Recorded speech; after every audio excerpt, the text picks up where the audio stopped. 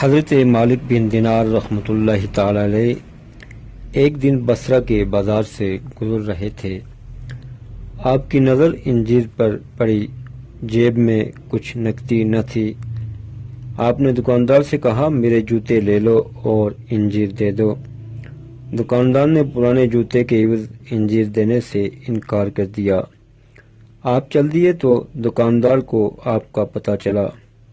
فوراً ٹوکری انجیروں کی بھر کر غلام کو دی اور کہا کہ اگر مالک بن دینار یہ ٹوکری قبول فرما لے تو اس خدمت کے عوض تو آزاد ہوگا۔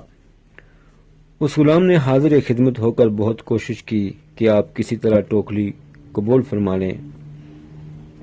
آپ نے فرمایا، بے شک اس ٹوکری کے قبول کرنے میں تیرے لیے آزادی ہے اور میرے لیے ہلاکت ہے۔ میں دین کے عوض مرتے دم تک بھی انجیر نہیں لوں گا۔ حضرت مالک بن دینار رحمۃ اللہ تعالی علیہ قریب المرگ تھے۔ آپ کے دل میں گرم روٹی کا سرید جس میں شہد اور دودھ شامل ہو کر کھانے کی خواہش پیدا ہوئی۔ آپ نے اپنے خادم کو حکم دیا، وہ کھانا تیار کر کے لے آیا۔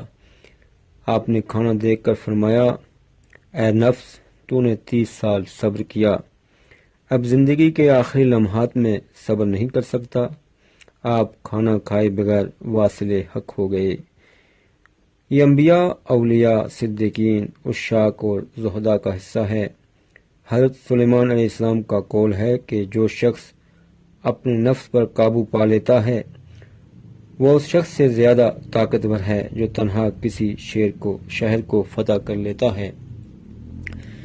حضرت علی المرتضیٰ شیر خدا کرم اللہ وجہہ الکریم کا ارشاد کہ میں اپنے نفس کے ساتھ بکریوں کے گلہ پر ایک ایسے چرواہے کی طرح ہوں جو ایک طرف انہیں اکٹھا کرتا تو دوسری طرف نکل جاتی ہیں۔ جو شخص اپنے نفس کو فنا کر دیتا ہے اسے رحمت کے کفن میں لپیٹ کر کرامت کی زمین میں دفن کیا جاتا ہے۔